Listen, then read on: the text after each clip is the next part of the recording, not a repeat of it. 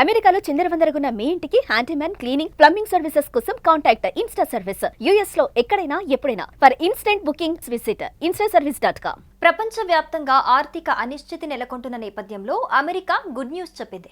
America federal reserve తీసుకున్న వడ్డీ రేట్ల తగ్గింపు నిర్ణయం ప్రపంచ ఆర్థిక మార్కెట్లకు శుభ సూచికంగా మారింది. తాజాగా జరిగిన ఫెడరల్ ఓపెన్ మార్కెట్ కమిటీ భేటీల్లో వడ్డీ రేట్లను 25 బేసిస్ పాయింట్లు అంటే 0.25% తగ్గించారు. అమెరికాలో జరిగిన ఫెడరల్ ఓపెన్ మార్కెట్ కమిటీ భేటీ అనంతరం వడ్డీ రేట్లు తగ్గించింది. 25 బేసిస్ పాయింట్లు తగ్గించి ఆర్థిక స్థిరత్వం దిశగా నిర్ణయం తీసుకుంది.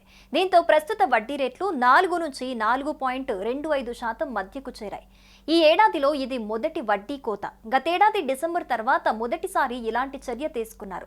మందగిస్తున్న కార్మిక మార్కెట్కు మద్దతివ్వటం, ఆర్థిక వ్యవస్థను బలోపేతం చేయటం కోసం ఈ నిర్ణయం తీసుకున్నామని ఫెడ్ చైర్మన్ జెరోమ్ పావెల్ తెలిపారు. ఈ సంవత్సరం మరో 2 సార్లు 0.25% చొప్పున వడ్డీ తగ్గించే అవకాశం ఉందని కూడా సూచించారు.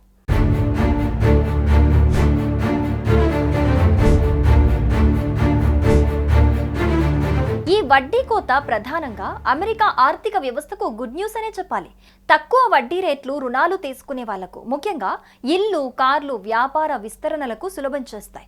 ఉద్యోగులు, చిన్న వ్యాపారులు, రియల్ ఎస్టేట్ మార్కెట్కు ఇది ఉపశమనం అందిస్తుంది. ఎకానమీ మరింత పెరగటం, ఖర్చులు పెరగటం ద్వారా ఆర్థిక వృద్ధి వేగంగా పెంచుతుంది. అయితే ఇది లాంగ్ టర్మ్ ఇన్ఫ్లేషన్ పెంచే ప్రమాదం కలిగిస్తుంది.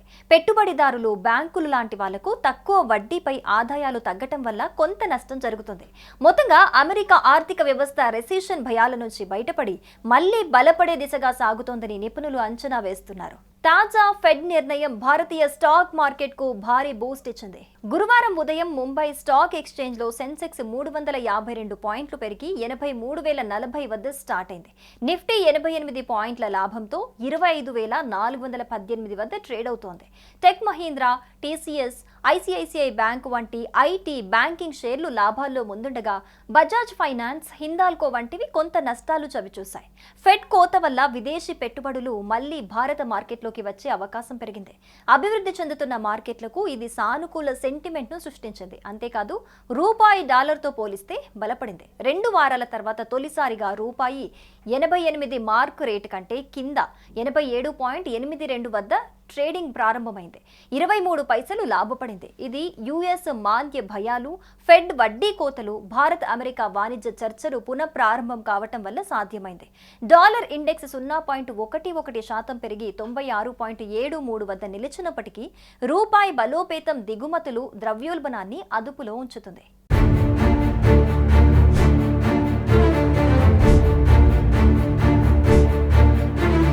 తాజా ఫెడ్ వడ్డీ రేట్ల తగ్గింపు నిర్ణయం మొత్తంగా పెట్టుబడిదారులు, షేర్ మార్కెట్లో పాల్గొనేవారు, రుణాలు తీసుకునే వ్యాపారులకు భారీ లాభం తీసుకురానుందని నిపుణులు అంచనా వేస్తున్నారు. దీనివల్ల ఇంధనం, ఆయిల్ ధరలు తగ్గి సామాన్య ప్రజలకు ఉపశమనం లభిస్తుందంటున్నారు. అయితే డాలర్లో ఆదాయాలు ఉన్నవారు, ఎగుమతి ఆధారిత వ్యాపారాలకు కొంత నష్టం ఏర్పడొచ్చు.